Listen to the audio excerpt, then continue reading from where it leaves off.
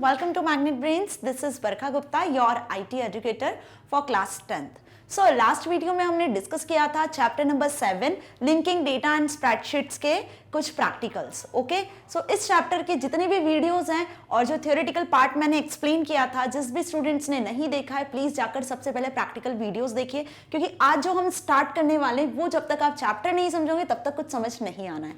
आज हम chapter number 7 linking data and spreadsheets का असेसमेंट स्टार्ट करने वाले हैं. Okay, so first we start the assessment part. Let me revise this whole chapter. जो chapter हमने पूरा डिस्कस किया है प्रैक्टिकल के साथ लेकर थ्योरेटिकल पार्ट, तो आज हम उसको थोड़ा डिस्कस कर लेते हैं, देन हम स्टार्ट करते हैं असेसमेंट. सो आपके चैप्टर का नाम है linking data and spreadsheet. Okay, अब स्प्रेडशीट आप सभी को पता है, एक्सेल की जो शीट्स होती है, वर्कबुक्स होती है, उसे हम स्प्रेडशीट बोलते हैं, है ना. और डेटा उस शीट में जो आप लिखते हो, जो टैबुलर फॉर्म में डेटा एंटर करते हो, ओके, रो कॉलम में, सेल्स में जो भी डेटा आप एंटर करते हो, जो भी लिखते हो आप, वो डेटा कहलाता है. अब इस चैप्टर में हमने ये देखा कि हम कैसे अलग अलग वर्कबुक्स को या किसी सेल पे जो लिखा हुआ डेटा है उसको कैसे लिंक करते हैं. ओके, होप आप सभी को प्रैक्टिकल्स भी समझ आए होंगे. क्लियर? तो अब इसमें हमने जो फर्स्ट टॉपिक पढ़ा था वो था हाउ वी इंसर्ट वर्कशीट, कि वर्कशीट को हम कैसे इंसर्ट करते हैं. तो वर्कशीट को इंसर्ट करने के कुछ 3 वेज मैंने आपको बताए थे. Shift plus F11 is the shortcut की, वहां से भी हम वर्कशीट को इंसर्ट कर सकते हैं. ओके, और राइट क्लिक करके भी हम इंसर्ट कर सकते हैं. होम में इंसर्ट टैब पे जाते हो, वहां से भी आप इंसर्ट कर सकते हो. Second is rename the worksheet. Worksheet को आप कैसे रीनेम कर सकते हो, तो रीनेम करना भी मैंने बताया. शीट पे जब आप राइट क्लिक करते हो, जो नीचे शीट 1, शीट 2, शीट 3 लिखा रहता है, वहां राइट क्लिक करते हो, वहां से भी रीनेम कर सकते हैं हम. ओके, या शीट 1 पे आप जब डबल क्लिक करते हो तब भी हम रीनेम कर सकते हैं. तो बहुत ईजी वे थी ये. थर्ड हमने पढ़ा था कि हम कैसे लिंकिंग करते हैं. लिंकिंग इन द सेंस कि हम कैसे सेल को रेफरेंस करते हैं. लिंकिंग यहां पर हम बात कर रहे हैं सेल रेफरेंसिंग की. ओके, सेल को रेफरेंसिंग करना. तो सेल को रेफर करने के लिए, रेफरेंस करने के लिए हमने 2 वेज पढ़ी थी, by using keyboard and by using mouse. Keyboard में हम पूरा पाथ लिखते हैं, लाइक वर्कबुक 1 का वर्कशीट 1 से हमें कोई सेल B4 को एक्सेस करना है तो हमने पूरा पाथ लिखा था. ओके, या आपको किसी सेल का एड्रेस चाहिए, जैसे हमने सम वाला एग्जांपल किया था कि सम इक्वल्स टू, और फिर हमने माउस से सेल्स को एक्सेस किया था अलग वर्कशीट्स की. तो इस तरीके से यहाँ पे हम सेल्स की रेफरेंसिंग करते हैं. ओके, या हम बोल सकते हैं कि सेल को लिंक करते हैं किसी और दूसरी वर्कबुक पर. फोर्थ हमने जो यहाँ रीड करा, जो मोस्ट इंपॉर्टेंट टॉपिक है इस चैप्टर का, वो है हाइपरलिंक. हाइपरलिंक क्रिएट करना भी आप सभी को पता है. इट मींस जब भी कोई टेक्स्ट आपने लिखा है उस पर जब आप क्लिक करते हो, है ना, तो क्लिक करने से क्या होता है, अनदर पेज ओपन हो जाता है.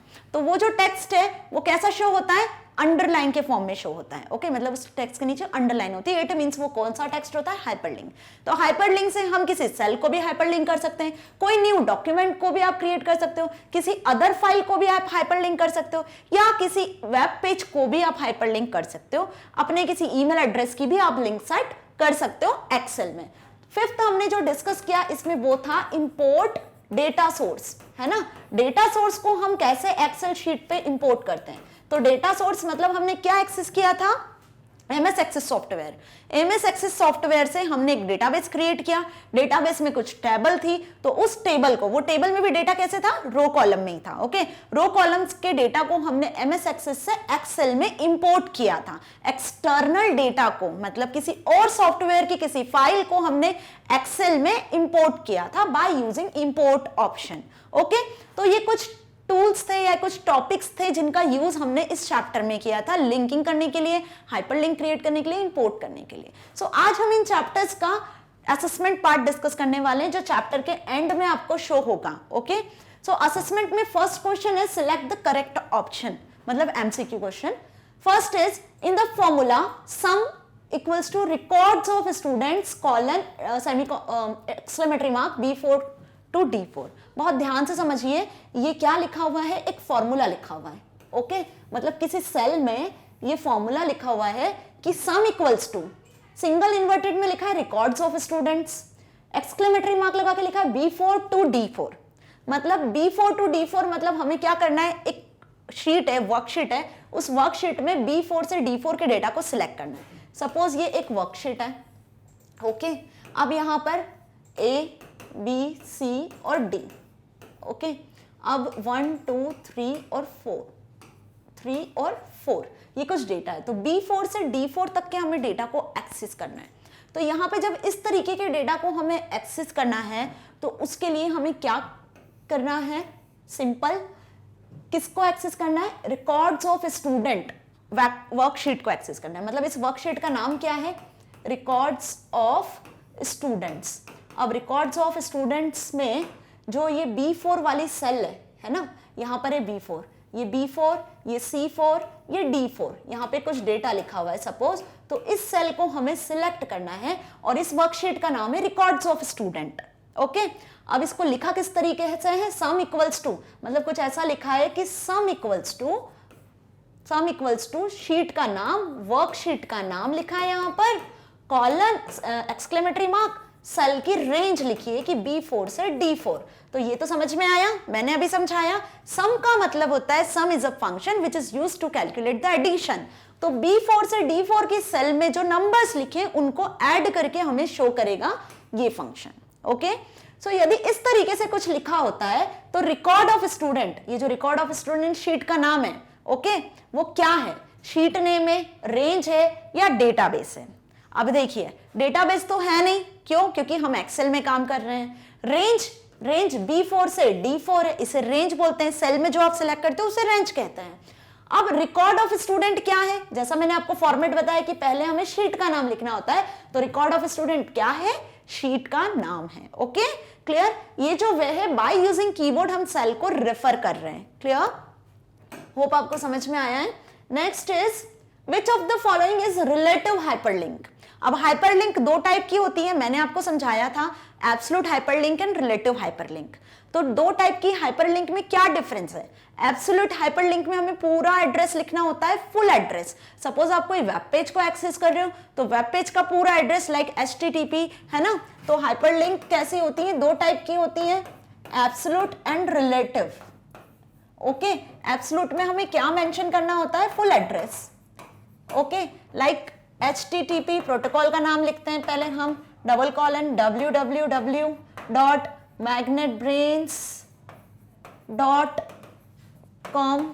ओके, फिर इसके अंदर आपको क्लास 10 को रिफर करना है तो क्लास 10, फिर क्लास 10 के अंदर हमें रिफर करना है कौन सा सब्जेक्ट, सपोज कंप्यूटर सब्जेक्ट को आपको रिफर करना है। कंप्यूटर में आपको चैप्टर 2 की वीडियोस देखना है, चैप्टर 2 में आपको ग्राफिक्स कैसे ऐड करते हैं वो देखना है। तो ये पूरा पाथ हो गया जिसे हम बोलते हैं फुल एड्रेस, जो कौन से लिंक में आता है, एब्सोल्यूट लिंक में आता है, एब्सोल्यूट हाइपरलिंक में आता है। ओके, अब हम बात करते हैं रिलेटिव हाइपरलिंक की। तो रिलेटिव हाइपरलिंक में हम क्या लिखते हैं, पार्शियल एड्रेस लिखते हैं। क्या लिखते हैं हम, पार्शियल एड्रेस। तो पार्शियल एड्रेस क्या होता है, सिर्फ इतना सा जो सिंगल स्लैश से लिखा जाता है। सपोज आपको ग्राफिक्स को ऐड करना है, ओके, तो पार्शियल एड्रेस हमेशा किससे स्टार्ट होता है, रिलेटिव लिंक का सिंगल स्लैश से स्टार्ट होता है। तो यहाँ पे क्वेश्चन ऐसे कुछ है कि which of the following is the relative hyperlink. यहाँ पे कुछ हाइपरलिंक्स हैं, तो इनमें से कौन सी हाइपरलिंक रिलेटिव है। https.www.google.com नहीं है, क्यों, क्योंकि इसमें पूरा पाथ आपको शो हो रहा है, तो ये तो एब्सोल्यूट हो गई। Single slash picture.jpeg may be ये हो सकती है। ट्रिपल स्लैश picture.jpeg ये नहीं हो सकती है, क्यों, क्योंकि यहाँ पे ट्रिपल स्लैश है। ट्रिपल स्लैश कभी भी नहीं आते हैं किसी भी फाइल के पाथ के आगे, ओके, या किसी भी जो आप हाइपरलिंक क्रिएट करते हो उसमें। तो कौन सा आंसर सही है, सिंगल स्लैश picture.jpeg। क्यों, क्योंकि picture.jpeg सिंगल स्लैश के साथ में क्या शो कर रहा है, एक पार्शियल एड्रेस को शो कर रहा है। ओके, और फुल पाथ वाली कौन सी होती है, एब्सोल्यूट लिंक होती है। So hope you clear this thing. Next is the hyperlink option is available in dash tab. Hyperlink option कौन से टैब में मिलता है MS Excel के, बहुत सारे टैब्स होते हैं, home, insert, view, data, references, है ना। तो अब कौन से टैब में हमें हाइपरलिंक ऑप्शन मिलता है, इंसर्ट में, व्यू में, डेटा में। आप सभी को पता है हाइपरलिंक को हमें क्या करना है, एक्सेल शीट में इंसर्ट करना है। तो इंसर्ट करने के लिए हम कौन सा ऑप्शन सेलेक्ट करते हैं, इंसर्ट ऑप्शन सेलेक्ट करते हैं। Okay, this is the basic question. Next is it opens the select data source dialog box. कौन सा ऐसा टूल है जो select data source dialog box को ओपन करता है। Okay, insert, data from access, data और कंसोलिडेट। अब देखिए इंसर्ट तो हो नहीं सकता, क्यों नहीं हो सकता, क्योंकि इंसर्ट से तो आप हाइपरलिंक इंसर्ट करते हो, कुछ शेप्स को इंसर्ट करते हो ना, इंसर्शन का बेसिकली काम होता है। डेटा सोर्स को सिलेक्ट नहीं करते हम इंसर्ट ऑप्शन से, ओके। अब डेटा कंसोलिडेट भी हम पढ़ चुके हैं, ये भी रॉन्ग आंसर है। डेटा में कंसोलिडेट जब यूज करते हैं तो कंसोलिडेट का मतलब हमने फर्स्ट जो 6th चैप्टर था उसमें अच्छे से पढ़ा था, तो ये भी नहीं है। तो कौन सा ऑप्शन करेक्ट है? डेटा के अंदर जब आप फ्रॉम एक्सिस को क्लिक करते हो तब आप डेटा सोर्स को सिलेक्ट करते हो। आप सभी ने देखा होगा डेटा ऑप्शन पे जब हम क्लिक करते हैं तो यहां पे आपको क्या मिलता है? गेट एक्सटर्नल डेटा वाला ग्रुप मिलता है ना, गेट एक्सटर्नल डेटा। और यहां पे जो फर्स्ट ऑप्शन होता है वो होता है फ्रॉम एक्सिस। और जब इस पे हम क्लिक करते हैं तो हमारे सामने एक डायलॉग बॉक्स खुलता है। उस डायलॉग बॉक्स में हम सिलेक्ट करते हैं डेटाबेस को। जब आप डेटाबेस को सिलेक्ट करते हो और फिर यहां ओपन पर क्लिक करते हो तो वैसे ही आपके सामने इंपोर्ट डेटा वाला डायलॉग बॉक्स ओपन हो जाता है। कौन सा? Import data. और यहां पे फिर हमने टेबल सिलेक्ट करना है, देन फिर ओके पे क्लिक करना है। तो जो भी टेबल सिलेक्ट आप कर रहे हो वो टेबल एक्सेल में इंपोर्ट हो जाती है, ओके। तो सिंपल, यदि आपको डेटा सोर्स को सिलेक्ट करना है तो हम किस स्टेप को फॉलो करते हैं? डेटा पे क्लिक करते हैं, गेट एक्सटर्नल डेटा में से फ्रॉम एक्सिस पे क्लिक करते हैं, डायलॉग बॉक्स में से डेटाबेस सिलेक्ट करते हैं और डेटा को इंपोर्ट करते हैं, ओके। सो ये पूरी होल प्रोसेस थी डेटा को इंपोर्ट करने की। मैंने आपको एक बार रिवाइज भी करवा दिया है। Next is what is the keyboard shortcut to insert hyperlink. देखिए, अब वर्कशीट को इंसर्ट करने की शॉर्टकट की तो मैंने आपको बताई थी शिफ्ट F11। यदि आपको हाइपरलिंक को इंसर्ट करना है तो सिंपल हम इंसर्ट पे क्लिक करते हैं, है ना, और फिर हाइपरलिंक पे क्लिक करते हैं। अब ऐसा नहीं करना है, हमें शॉर्टकट की से हाइपरलिंक को इंसर्ट करना है। तो आप कौन सी की यूज करते हो? Ctrl+H, Ctrl+I या Ctrl+K? बता देती हूं मैं। Ctrl+H जो है वो होती है फाइंड एंड रिप्लेस की शॉर्टकट की। किसकी होती है? फाइंड एंड रिप्लेस की। और Ctrl+I जो होती है वो होती है इटैलिक करने की। टेक्स्ट को इटैलिक सबने देखा है ना, कैसा होता है? ऐसा जैसे बैकस्लैश होते हैं ना फॉरवर्ड, ऐसे आड़े में शो होने लगता है, ओके, इटैलिक से। Ctrl+K बचा अब ऑप्शन, तो Ctrl+K से हम क्या करते हैं? हाइपरलिंक को इंसर्ट करते हैं। क्या करते हैं? Insert hyperlink. समझ में आया? तो कीबोर्ड से शॉर्टकट की हाइपरलिंक को इंसर्ट करने की कौन सी होती है? Ctrl+K। क्लियर?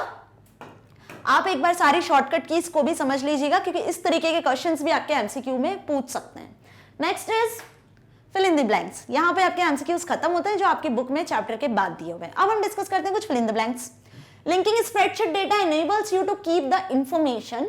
जब आप स्प्रेडशीट्स में डेटा को लिंक कर रहे होते हो तो dash without editing multiple locations every time the data changes. मतलब यहां क्या पूछा है आपसे? यहां क्या आएगा? Updated.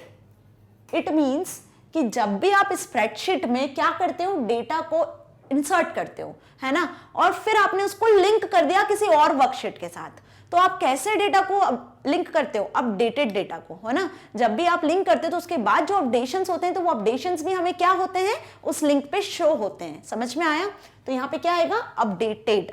Next is to insert a new worksheet. जब आपको कोई नई वर्कशीट को इंसर्ट करना है तो हम कहां क्लिक करते हैं? Click on dash tab. कौन से टैब पे क्लिक करते हैं? And select the dash option. किस टैब के कौन से ऑप्शन को सिलेक्ट करते हैं? न्यू वर्कशीट को इंसर्ट करने के लिए। कौन से ऑप्शन को, कौन से टैब को सिलेक्ट करते हैं? होम टैब से हम किसे सिलेक्ट करते हैं? इंसर्ट। किसे सिलेक्ट करते हैं? इंसर्ट शीट या इंसर्ट वर्कशीट। जब आप इंसर्ट वर्कशीट पे क्लिक करते हो होम टैब के अंदर तो एक नई वर्कशीट क्रिएट हो जाती है। You need to type dash manually if you entering it using the keyboard। अब आपको क्या टाइप करना होता है मैनुअली? जब आप क्या कर रहे होते हो? कीबोर्ड से डेटा को एंटर कर रहे होते हो तो क्या करते हैं हम? Referencing. We need to type referencing.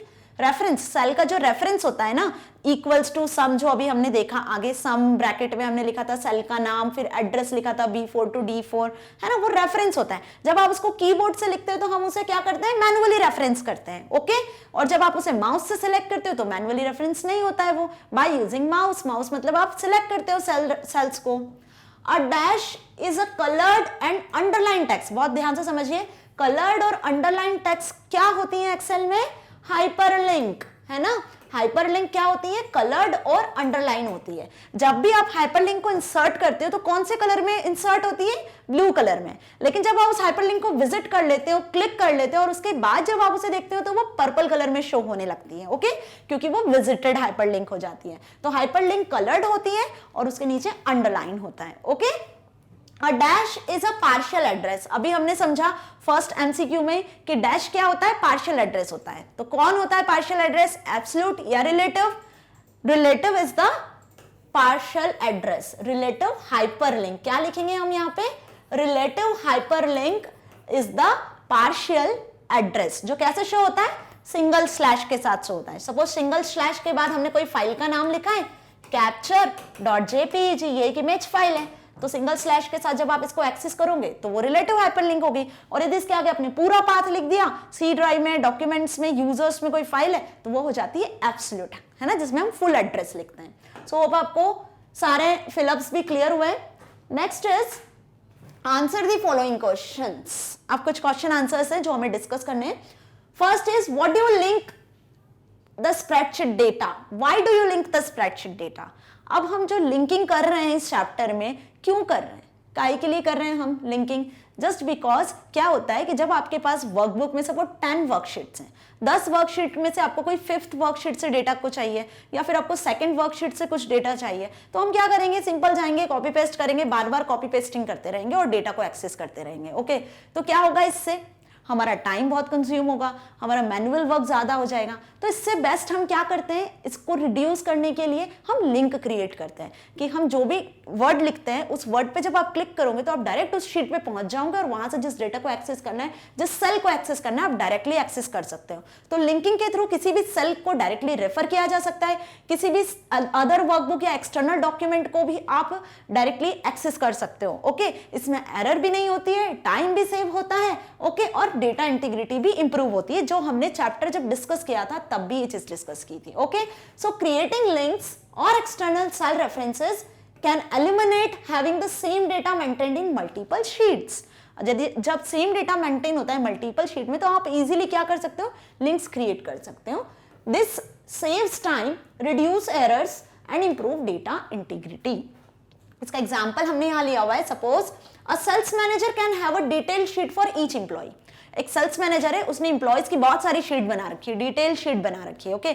अब उसमें से उसे कुछ डेटा चाहिए, suppose a summary sheet to compare performance, उसे एक समरी शीट बनानी है। तो समरी शीट कब बनाएगा, जब वो सारे एम्प्लॉयज की शीट को रेफर करेगा, उन्होंने कितनी सेल्स किस मंथ में कैसे किया हुआ है, उन सारे डेटा को कॉपी करेगा या उनका लिंक क्रिएट कर देगा, डायरेक्ट परफॉर्मेंस वाली जो शीट होगी वहां पे वो सारे इंप्लॉयज की शीट की लिंक क्रिएट कर देगा। तो जैसे ही उस पर क्लिक करेगा लिंक पर, तो उसके सामने हर इंप्लॉय की डेटा होगा, हर इंप्लॉय की परफॉर्मेंस होगी, ओके। सो ये तरीका होता है, इसलिए हम लिंक्स को क्रिएट करते हैं स्प्रेडशीट में। होप आप सभी को समझ में आया होगा। Next is how do you insert a new sheet in workbook. फिर से वही बात आ गई कि वर्कबुक में न्यू शीट को इंसर्ट करना है तो हम क्या करते हैं, सिंपल होम टैब में इंसर्ट पे क्लिक करते हैं, इंसर्ट पे क्लिक करते हैं, एक डायलॉग बॉक्स खुलता है, उस डायलॉग बॉक्स में से हम क्या सिलेक्ट करते हैं, इंसर्ट वर्कशीट सिलेक्ट करते हैं, या फिर हम किस शॉर्टकट की का यूज करते हैं, शिफ्ट प्लस F11, इससे भी आप क्या कर सकते हो, न्यू वर्कशीट को सिलेक्ट कर सकते हो। नीचे जो शीट 1, शीट 2, शीट 3 रहता है, इसके पास में एक ऑप्शन होता है, एक बटन होता है, जब आप इस पर राइट क्लिक करते हो, या सिंपल हम बोलते हैं कि जब आप इस पर क्लिक भी कर देते हो तो भी एक न्यू शीट S4 नाम की क्रिएट हो जाती है। तो ये 3 तरीके हैं जिसके थ्रू हम शीट इंसर्ट कर सकते हैं। तो सिंपल यहां लिखा हुआ है click on insert, then click on insert sheet, okay. कहां पर मिलेगा आपको, होम टैब में, जो मैंने अभी बताया। You can also right click the tab of existing worksheet, then click insert. यहां पर आप राइट क्लिक करके भी शीट को इंसर्ट कर सकते हो, या फिर आप शिफ्ट प्लस F11 से भी शीट को इंसर्ट कर सकते हो। Next is differentiate between absolute and relative hyperlink. अब एब्सोल्यूट हाइपरलिंक और रिलेटिव हाइपरलिंक में क्या डिफरेंस है। हाइपरलिंक 2 टाइप की होती है, मैंने पहले भी बताया है, एब्सोल्यूट एंड रिलेटिव। एब्सोल्यूट में क्या मेंशन करते हैं हम, फुल एड्रेस मेंशन करते हैं, contain more information, more convenient to use, it contains the full address of destination file और वेब पेज, और एग्जांपल इज दिस, ओके। ज्यादा कन्वीनियंट होती है, एरर होने के चांस नहीं होते क्योंकि पूरा एड्रेस हम मेंशन करते हैं। कंटेन्स लेस इंफॉर्मेशन, इसमें पूरा फुल पाथ होता है इसलिए ज्यादा इंफॉर्मेशन होती है। लेस कन्वीनियंट, क्योंकि यहां पर जब आप फाइल का पाथ लिखते हो, पार्शियल एड्रेस लिखते हो, तो कहीं ना कहीं उसे फैच कर पाना डिफिकल्ट होता है। इट कंटेन्स पार्शियल एड्रेस, इसका फुल फॉर्म हमने लिखा है, इसका जो एग्जाम्पल हमने लिखा है वो capture.jpg। इसका लिमिटेशन ये है रिलेटिव का कि जो भी फाइल आप क्रिएट कर रहे हो, जिसकी लिंकिंग आप कर रहे हो, वो सेम ड्राइव में सेम प्लेस पर होनी चाहिए। ओके, बट यहाँ ऐसा कुछ लिमिटेशन नहीं होता है, इसलिए ये मोर कन्वीनियंट होती है और ये लेस कन्वीनियंट होती है। Okay, next is how can you import the data. अब बात आ गई डेटा को इंपोर्ट करने की, जो हमने एमसीक्यूज में पूरी स्टेप्स देख ली कि आप डेटा को कैसे इंपोर्ट कर सकते हो एक्सटर्नल डेटा सोर्स को इन एक्सेल एंड एक्सप्लेन। अब एक्सटर्नल डेटा सोर्स मतलब हम बात कर रहे हैं एमएस एक्सेस की। एमएस एक्सेस आपको एमएस ऑफिस का ही एक टूल है, जैसे वर्ड, एक्सेल, पावरपॉइंट होता है, वैसे ही वहां पे आप क्या क्रिएट करते हो, एमएस एक्सेस में डेटा बेस क्रिएट करते हैं, मतलब डेटा सोर्स। ओके, तो एक्सेल से जब आप बाहर से किसी अदर फाइल को, बाहर मतलब हम बोले कि एक्सेल के अलावा किसी और सॉफ्टवेयर से जब आप किसी फाइल को एक्सेस करना चाहते हो, इंपोर्ट करना चाहते हो, तो हम किन स्टेप्स को फॉलो करते हैं? किन स्टेप्स को फॉलो करते हैं? डेटा टैब को क्लिक करते हैं। डेटा टैब पे कौन सा ऑप्शन होता है? Gate external data group. Gate external data group से हम किसे सिलेक्ट करते हैं? फ्रॉम एक्सिस को सिलेक्ट करते हैं। किसे सिलेक्ट करते हैं? फ्रॉम एक्सिस को। और जैसे ही फ्रॉम एक्सिस पे आप क्लिक करते हो तो आपको डेटा इंपोर्ट डायलॉग बॉक्स खुलता है। उस डेटा इंपोर्ट डायलॉग बॉक्स में से हमें टेबल सिलेक्ट करनी है, डेटाबेस सिलेक्ट करना है, देन क्लिक ऑन ओके। जैसे ही आप ओके पे या ओपन बटन पे क्लिक करते हो तो टेबल इंसर्ट हो जाती है। जो डेटा आप इंपोर्ट करने वाले हो एमएस एक्सेस से, वो इंपोर्ट हो जाता है। ओके, इसकी स्टेप्स मैंने अभी एमसीक्यू में फिर से आपको रिकॉल करवाई थी। यहाँ फिर से मैंने आपको बताया कि जो स्टेप्स हमने वहां पढ़ी थी वो सेम स्टेप्स हमें यहाँ लिखना है। ओके, हमने इसे प्रैक्टिकली भी बहुत अच्छे से देखा है, उसमें भी सारी स्टेप्स लिखी है। इसीलिए प्रैक्टिकल जब हम करते हैं तो वहां पे मैं आपको एक एक स्टेप्स इसीलिए बताती हूँ ताकि आपको एट अ टाइम स्टेप्स भी लर्न हो जाए। ओके, जब आप प्रैक्टिकल करते हो तो वहां पे एट अ टाइम आप स्टेप्स भी लर्न करते चलो। क्लियर कि हमने कौन सा टैब पे किस पे क्लिक किया तो कौन सा विंडो ओपन हुआ, कौन सा डायलॉग बॉक्स ओपन हुआ। ओके, सो यहाँ हमारा असेसमेंट पार्ट एंड होता है। मैग्नेट ब्रेन्स आपको 100% फ्री एजुकेशन प्रोवाइड कर रहा है। सो इसी अच्छी बात से आप एक और वे है जिसके थ्रू मैग्नेट ब्रेन्स के वीडियो लेक्चर्स को एक्सेस कर सकते हो। यूट्यूब के अलावा आप मैग्नेट ब्रेन्स की वेबसाइट को एक्सेस कर सकते हो magnetbrains.com के नाम से। गूगल पे जाते हो आप, जब ये magnetbrains.com को टाइप करते हो तो आपके सामने इस तरीके से एक होम पेज ओपन हो जाता है। यहाँ पे सिंपल कुछ नहीं करना है, आपको जिस भी क्लास के डेटा को एक्सेस करना है, 6th 7th 8th 9th 10th 11th 12th, उसे सिलेक्ट करना है। सपोज आपको क्लास 10th को सिलेक्ट करना है, क्लास 10th के डेटा को आप एक्सेस करने चाह रहे हो। जैसे ही आप क्लास 10th को सिलेक्ट करते हो तो आपको इस तरीके से अलग अलग सब्जेक्ट के वीडियो लेक्चर्स की लिंक मिलती है। ओके, सपोज आप कंप्यूटर पे क्लिक करते हो, जैसे ही आप अपने कंप्यूटर सब्जेक्ट पे क्लिक करते हो तो आपको कंप्यूटर इंफॉर्मेशन टेक्नोलॉजी का पेज ओपन होता है और यहाँ पे आपको नीचे सारे वीडियोस लेक्चर्स की लिस्ट मिलती है, लिंक मिलती है। जैसे ही आप किसी भी लिंक पे क्लिक करते हो, सपोज आप फर्स्ट ओवरव्यू पे क्लिक करते हो तो आपको इस तरीके से वीडियो स्टार्ट हो जाएगी। Okay, so this is really very easy way to access any video और लेक्चर फ्रॉम मैग्नेट ब्रेन्स। आपको यूट्यूब पे परेशान होने की जरूरत नहीं है, आपको प्लेलिस्ट में सर्च करने की जरूरत नहीं है, आप डायरेक्टली वेबसाइट से भी एक्सेस कर सकते हो other than YouTube. Okay, so this is really very easy way. So next video में हम डिस्कस करेंगे next chapter, like chapter number 8। सो जिसने भी चैप्टर नंबर 6 7 अभी नहीं पढ़ा है, बिल्कुल अच्छे से समझ लीजिए, पढ़ लीजिए, क्योंकि chapter number 8 is based on chapter number 6 and 7। ये पूरे एक्सेल डेटा शीट का ही सॉफ्टवेयर है जो हम डिस्कस कर रहे हैं आपके चैप्टर नंबर 6 से लेकर 9 तक। प्रैक्टिकल वीडियोस जरूर देखिए ताकि आपके प्रैक्टिकल्स भी क्लियर हो सकें। So stay tuned, stay happy for next video. Thank you so much.